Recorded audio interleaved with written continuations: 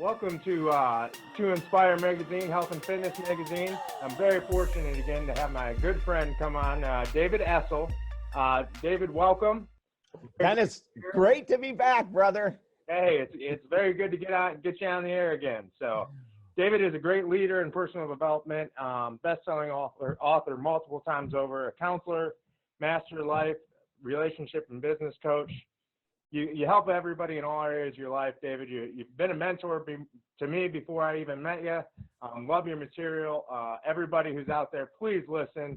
David is not afraid to tackle the topics that others are, and he's willing to help in any way, shape, or form. So love his stuff. Make sure, if I forget, check him out at David Essel, his daily blog or video blog, I should say. So welcome, David. Thank you, Dennis. Yeah. So first of all, I just want to kind of, because we go over a lot of content, so I'm going to kind of dive right into it when you and I get on the webcam here. So first of all, I mean, I know you're in personal development and you've always done coaching, and that's a big part now of really a lot of people don't understand of all aspects of your life is weight loss, health, fitness. A lot of people who are successful, that's a key component. And my question is how did you get to that journey, and what really resonated with you to start helping people in that aspect of their life? Dennis, I was pretty fortunate. Ever since I was a young kid, I always was put in the position of leadership. I think it's just a natural, some of us are born leaders and other people can learn it. Right. The great news is whether you're born with it or you have to learn it, if you have to learn it, you can learn it. Yeah. It's not some genetic gift that only certain people have, right? So, but I've always been, I was a point guard in college, obviously high school, college, I played, point guard Division I. I was a pitcher in baseball. So I've always been in a position of leadership, and it just sort of naturally, flowed when I graduated with my master's degree that I wanted to work with athletes as a sports psychologist. And so I would help them overcome their mental barriers. They're like, I never really worked with anyone if it was a tennis player on their strokes or a basketball player. I have worked with basketball players one-on-one, golfers, it didn't matter because my work was here, the mind. Right. And I think that if we get into that mindset of service, we can work with anyone, Dennis. Like, I don't have to be a golfer to know how to help someone get their mindset for golf, right? So I was fortunate as a little kid. I was just put in these kind of positions. And then it naturally in 1980, when I started my business 40 years ago, which is amazing to think about. Of course I was 2. So it was even more amazing to think that at 2, old, that's perfect. I love it. I could pull this off, right? But it's been a position that I've loved, helping people to many times, Dennis, see a potential that they don't even see. Yeah. It's beautiful. Yeah, I couldn't agree more. That's excellent. That's really good to hear. And you making light on being a natural born leader, starting your business at 2, it just shows. Exactly. So, well, David, in your books, you mentioned that about 70% of the U.S. population is overweight or obese. Why do you think that is? Well, I'll tell you what it's not first, Dennis, because I think this is a really important point. It is not based on genetics. 70% of the U.S. population being overweight, it's not genetics. The University of Florida study came out years ago showing that only about 6% of obese individuals or people that struggled with a lot of weight had a genetic link. Well, Dennis, that means 94% of us that are overweight, it's lifestyle related. So we have a huge problem in the US. And what's really sad is that a lot of us that are overweight or obese, we don't notice the complications until we're in our 50s, 60s, 70s, and 80s when they really pile up. When we're talking about diabetes, losing legs, losing feet and limbs, we're talking about open heart surgery that still is done today. We're talking about stents, bypass. I mean, there's so many complications down the road to what we're facing right now. But you and I both know this, Dennis. When we're 10 and overweight or 20 or 30 or 40, we still think that we're immortal. Yeah. Absolutely. We just don't think, oh, that's not going to affect us. Being overweight and having trouble with sugar, cholesterol, et cetera, that's not going to affect me down the road, or I'll take care of it down the road. I'm only 20, 30, 40, or 50. But those years come quick, and all of a sudden, when you're hitting one complication after another, and we haven't even talked about the mindset. When you struggle with weight, your confidence drops, your self-esteem drops, your self-worth drops. Yeah. And this isn't a judgment on my part. It's just a pure fact. We cannot take our clothes off, look in the mirror, and see rolls of fat and feel good about that. You know, now, because it's only 6% related to genetics, the great news is, and this is what I tell all these people that take our course, Weight Loss Now and Forever, is that you can change it. You can radically change it. You know, we've got stories of people losing 240 pounds and keeping it off for 10 years, Dennis. So, wow. You know, like the very first thing, this interview with you and I, it's an interview of hope. Yep. Absolutely. Because I want you to know that with the correct mindset, the correct action with your diet and exercise, you can lose any amount of weight that you want to. It may take a while, but don't let that get in the way of going after something that's going to radically improve every area of your life. Yeah. And it also didn't just come overnight either. So, you know, you got to put the work in backwards. Isn't that the truth? Yeah. You got to put the work in backwards there. So, yep. Yes. If you would have gained it overnight, you might be able to lose it, but that doesn't happen. That's right. So, and actually, one thing I want to touch on there, David, and get your advice from, I've always found it's like, you know, with surrounding yourself with the 5 people, you're the average of those 5 people, your income's the average of those 5 people. It's the same thing for health and weight loss, but you have to remember, I think people have to remember that you and I mean, I consider you a friend. We've never met one-on-one, but I watch your videos. I feel like I've known you for 8 years or whatever it is. And so you can have an accountability partner, and also you can hold yourself. There's multiple ways, I should say. You don't have to have somebody at the gym with you. Now, I think that would help more, sure. But there's Facebook groups, there's having a coach, all sorts of things that you can do to help yourself get to that next level and get an accountability partner. So. Yeah, it's, you know what, a number of years ago, a friend of mine, Harv Eker, came out with his #1 best-selling book, Secrets of the Millionaire Mind. When he came out with the book, Dennis, it went nuts. It went the fastest personal growth to #1 on the New York Times bestseller list ever. So I had him on the show, right? What's that? It's still killing it, isn't it? Oh, it still is killing. Yeah. It's a great book. I highly recommend it. You know, and so I got Harv to be my business financial coach for 1 hour, and I said to him, "Listen, this is my goal." And I'm going to tell the quick story, even though it's not related to weight loss, it is, and I'm going to make that transition. So he said to me, "What's your goal?" And I said, "I want to double my income." He said, "How long?" I said, 1 year. He said, "What's your income?" I told him. He goes, "Wow, that's a lot to achieve in a year." And I said, "Don't you think I can do it?" He goes, "Oh, I know you can do it." He said, "So let me ask you a couple more questions. When did you set this goal?" I said, "Well, it's been 2 years ago now that I set it." He said, "Have you accomplished it yet?" I said, "No." And he said, "Who is it that's holding your feet to the fire?" And I said, "What do you mean?" And he goes, "Who's your business coach?" I said, "Harv, I think you are." And he goes, No. He goes, "I'm not the one." He goes, "Well, who is it?" I said, "I don't have one." He said, "David Essel, you've been trying for 2 years to do something and you haven't reached outside of yourself." He said, "Let me ask you another question. Do you really feel that you've done everything within your power to accomplish this goal?" And I said, "Absolutely." And he said, "David Essel, you're lying." He said, "I'm going to stop right here. I want you to understand the lie." He said, "The lie is, if you actually were doing everything that is possible for you to double your income, you would have already hired a business coach. You would have already been on with them doing whatever they ask you for as long as." He goes, "Are you planning on taking a vacation this year?" I said, "Yeah." He said, "No, you're not." He said, "I want you 365 days committed to this goal." He goes, he goes, "So let me repeat. #1, commit 365 days to your major goal, David Essel. #2, hire a coach. I'm going to tell you who to hire when we get off of this call. You're going to start tomorrow with them and you will achieve your goal." Dennis, 365 days later, I achieved the goal.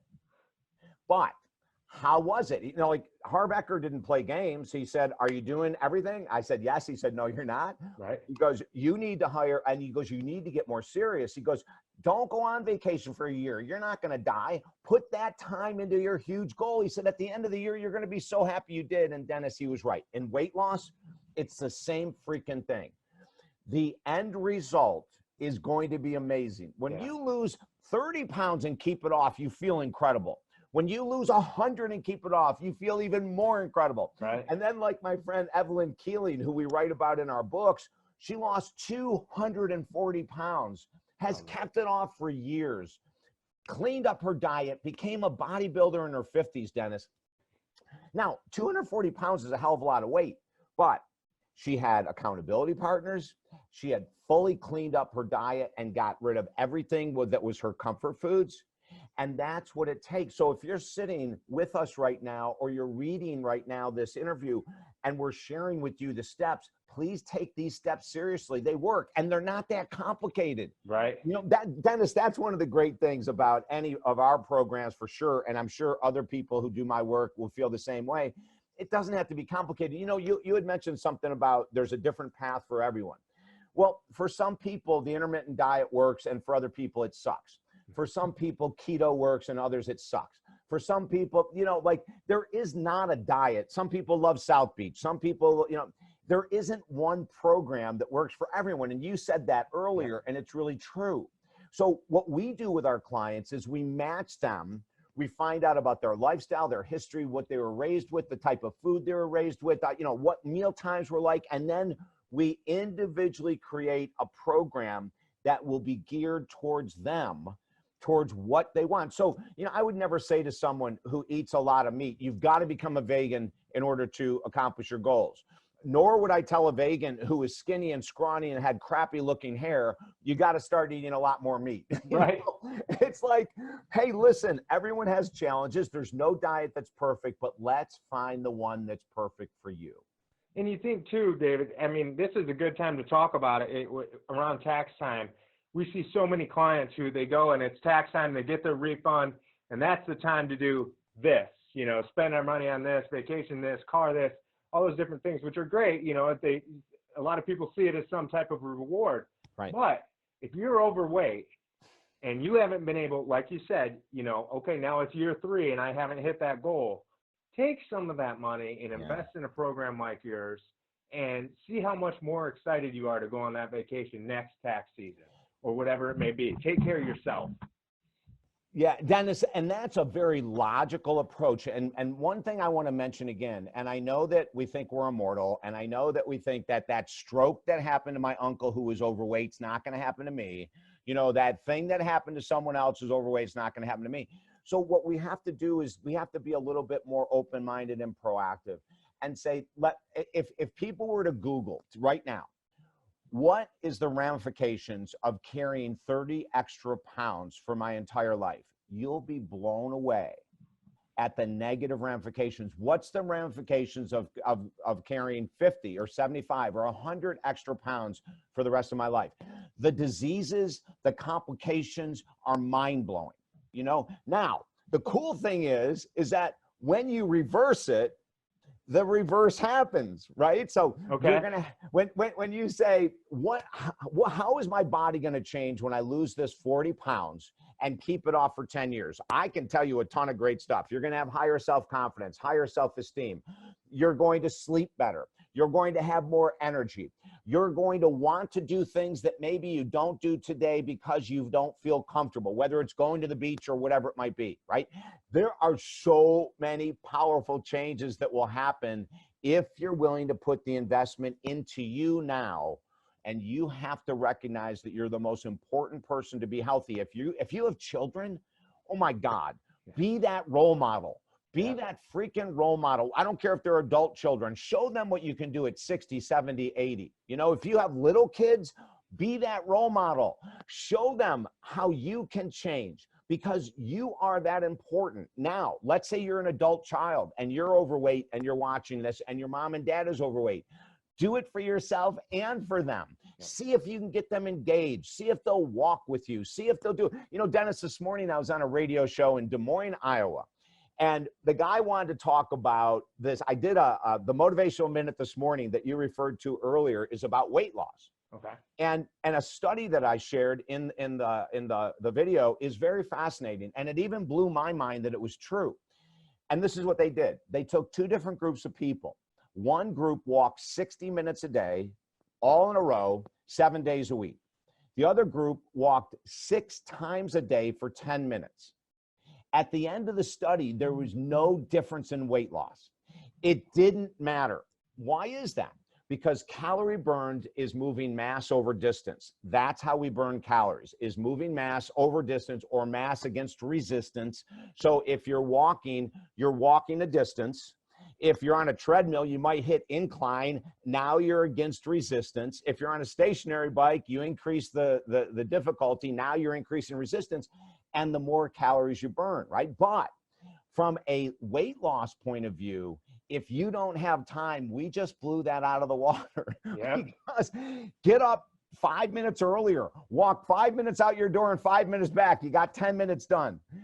At 10 o'clock in the morning, get up from your desk, walk 5 minutes out, 5 minutes back, you're done. We can lose weight in so many creatively different ways.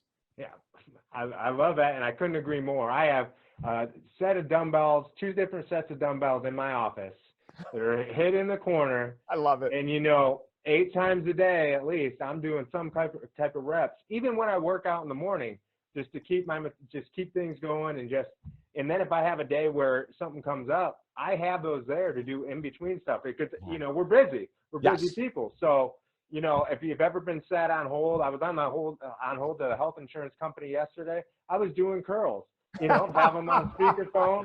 There you go. Might as well. I'm sitting here on hold anyway, right? What are you missing out on that you're not thinking about? Yeah. Really, and be honest with yourself. You don't have to show me the answers. Yeah. Really think about what you're missing out on by not being able to do that. Yeah, it's a great question. And there's a lot. There's a lot of my clients that when they came in and we worked together and they were very overweight, they can't believe the things they're doing. Now, a simple example, I have season tickets to a local college basketball team, and across the court was a client of mine number of years ago. She couldn't go to certain events like movie theaters because she couldn't sit in the seats. Right. The seats that she had at the basketball game were in a box, and she couldn't fit in the seat in the box. Now she's in there and she's fitting in perfectly. And that's an example of how radically people's lives can change. Absolutely. That's awesome. That's great. Yeah.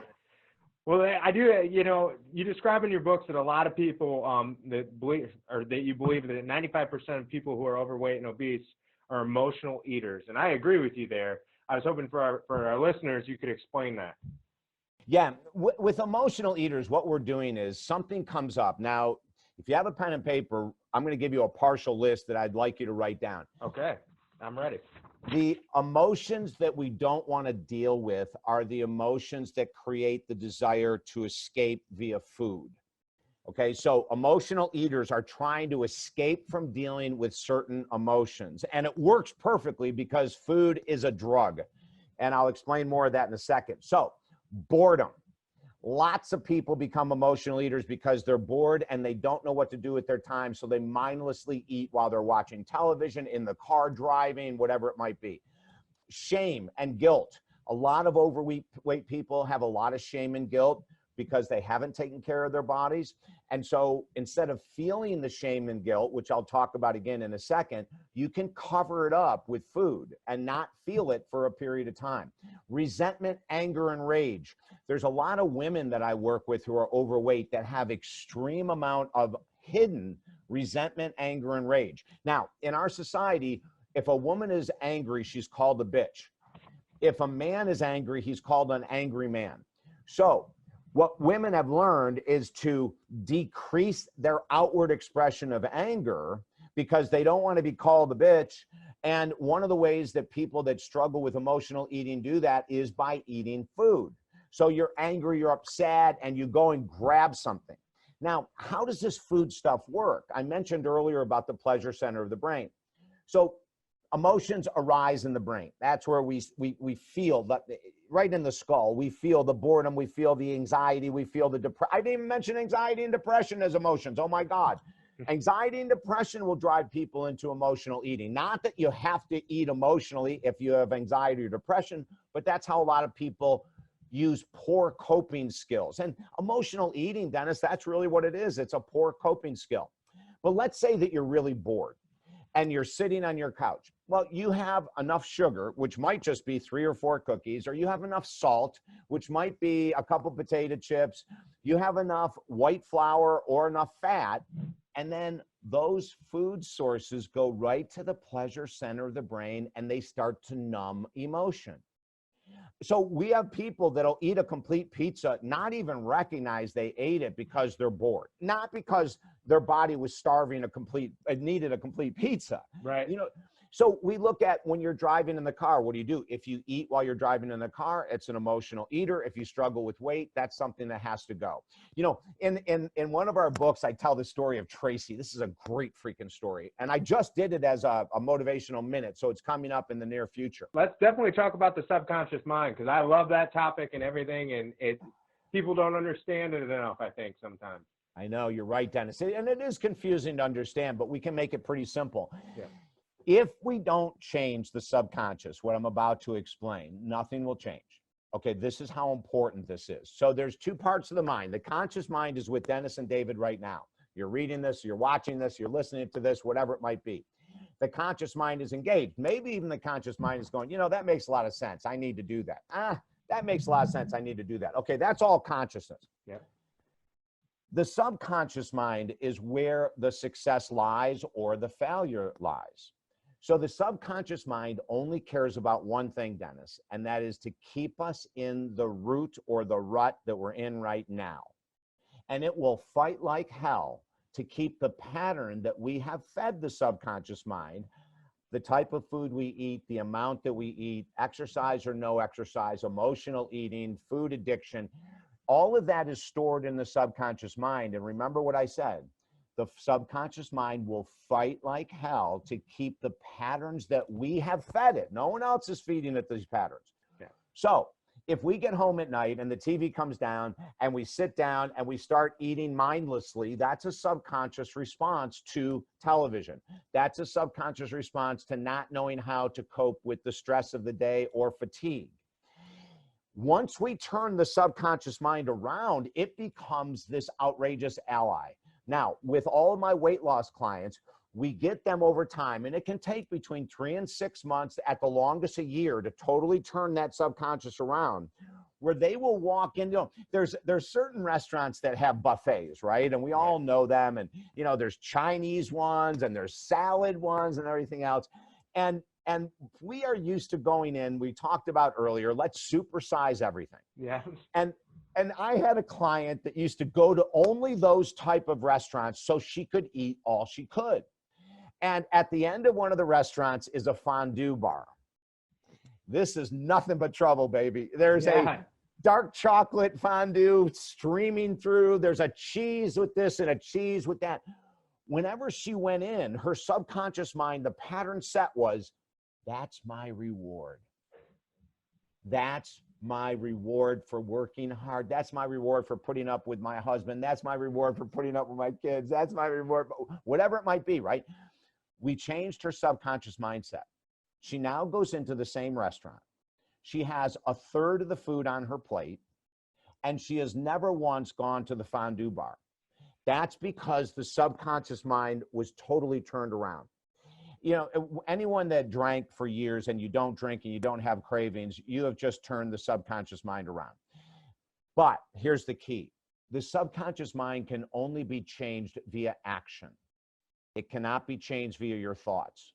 So that's why affirmations of saying, you know, I'm a size 6 when you're a size 28, that doesn't do anything to help us. Now, in the moment, it'll make you feel better, because there'll be a cascade of chemicals, GABA, dopamine, serotonin, that when you have an affirmation like, I am a size 6 and I love my body, well, you're going to feel better for about 30 seconds. But it's not going to stay, because the subconscious is going to go, whatever, you're a size 28. Yeah. You can say you're a size 6 all day long. I don't care, because we need to go eat. That's how the subconscious responds, right? Yeah. And so it's the known. The subconscious is all about the known. So as we feed it a pattern that we eat this A, B, C, D, E, and we don't exercise, and when we're stressed, we reach for this, those patterns become ingrained. And what we want to do in the world of emotional eating and weight loss is that through the steps, we gradually turn that subconscious around until it's an ally. You know, in my experience, Dennis, after doing the work and changing my subconscious mind, you know, I can go to parties with cocaine, I can go to bars with people drinking and doing shots, and it doesn't affect me. It doesn't make me feel good. It doesn't make me feel bad. I've just risen to a new occasion, and there's no temptation. Yeah. With food, that's the same thing we have all our clients do. You know, the clients walk into a buffet and they go, oh, I remember you used to eat that stuff. And they'll pick really healthy choices, yeah, because they really appreciate the energy. They appreciate their bodies. They're filled with self-love, and they're not going to sabotage themselves anymore. Yeah. Well, I know we've been talking for a while, David. Let me wrap some things up here. What advice would you give somebody who's down that road of emotional eating or been overweight for a while? What advice would you give them? The one piece of advice you could give them to just get started. What would it be? You know, I'd say the most important thing is to start journaling the food you eat and what you drink and the amount. I think that'd be step one. You know, the brain has a chance to deny everything. So unless it's in writing, we're going to say, how'd you do over the last week? Oh, you know, I think I'm doing a lot better. Well, no, you're not. You haven't written anything down, and we don't know if you're doing better. But I would say that the very first step is just take a little journal, maybe on your smartphone, or have a pad of paper with you, and just write down breakfast. You know, I ate this many eggs, or I had this amount of toast, or I had this amount of juice, or whatever, lunch. I had this in the car. I had this snacks. I had this. Start to get in touch with the amount of food and the type of food you're really eating. Get out of denial, look at the reality. Dennis, that is really step number one, because without that, we have a tendency to trick our brain into thinking we're making good changes when we may not be. If you're making good changes, it'll show up in your writing. If you're not, it won't show up. And that's how we get real to begin. How to train the subconscious mind, how to get it on point to where it's doing what you want to do on a conscious level. You know? Oh, absolutely. And Dennis, the other thing, I'm so glad you said that too, because part of our Weight Loss Now and Forever program is an audio that we've created for weight loss to help turn the subconscious mind around. So, you know, in our Weight Loss Now and Forever program, people text us daily. They listen to the 30-minute audio every day, because that is starting to turn that subconscious mind around. And then they combine that with the action steps of changing the type of food, the amount of food, when we eat, and we change the amount of exercise. So, you know, it's a really inclusive program that we say we're going to hit every angle of your existence, and that's what it takes to be successful.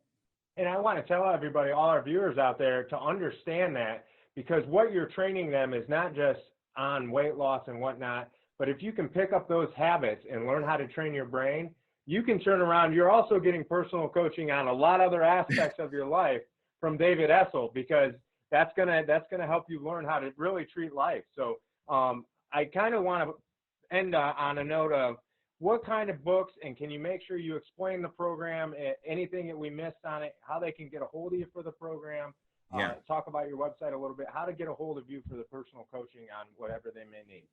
Yeah, Dennis, we have talkdavid.com is the website, TALKdavid.com. Talkdavid.com is the website. The Weight Loss Now and Forever is underneath our specialty courses. And we have about 16 different specialty courses that we offer. And this is one of the most popular one, obviously, with 70% of the U.S. population struggling. We have a lot of people that we work with, and I love it. I think it's just it's exciting to see the changes that people see. It's really exciting when they hold up, you know, the pants that were 17 sizes too big, or the dress that was 6 sizes too big, you know, and then they go, I used to wear this and I don't anymore. I just love that kind of stuff. The other thing we offer that's a little unique is that we have what's called a 30-minute jumpstart session, which means that you can work with me on the phone or Skype for 30 minutes. I can explain everything in more detail, how this program would work really well for you. And then you have questions that I would answer. So at the end of 30 minutes, you're gonna go, oh God, yes, I'm ready. This is for me. But we want people to feel secure. So if you go, well, I wanna do the program and I'm gonna start today, great. Sign up at talkdavid.com. My office will get back to you and create a program, a time and day that work for you no matter where you are in the world. Or you might go, you know, I need that 30 minutes with David to talk to him to get more detail. Excellent. Go ahead, sign up for the 30-minute jumpstart session, and then my team will set you up for you and I to do the 30 minutes. But even the 30 minutes, Dennis, is a move in a powerful direction. Don't discard it's only 30 minutes, because let me go back to the subconscious. By you making that call for 30 minutes, you're telling the subconscious, we're going to change. What we're doing isn't working. Yeah. I need to get some help. So it's already starting to filter into the subconscious that you're ready for a new life. Yeah, that's terrific, terrific. And they can sign up right on your website, right? Yeah, it's so easy. You know, we make everything so easy. Thank God for technology, Dennis. You know, there's not 1,000 calls. There's not, you know, missing each other and calling back. I mean, we do it via email and text until I work with a client. And then once I work with them, it's either going to be phone or Skype or in person. But up until then, it's super smooth. We've got a great process that we've created to make it effortless for people that want to make the change and lose the weight for good. That's excellent. Well, thank you very much. I appreciate it as always, David. It is truly an honor. Please, everybody, you know, you're going to not meet a personal coach like this that gives it to you straight and helps you in your path to success without the fluff. He's been through it. He has a lot of experience. My good friend, David Essel. Thank you again, David, for being here. And for everybody else, live to inspire. Thank you. Amen. Bye, Dennis. Bye. We'll see you.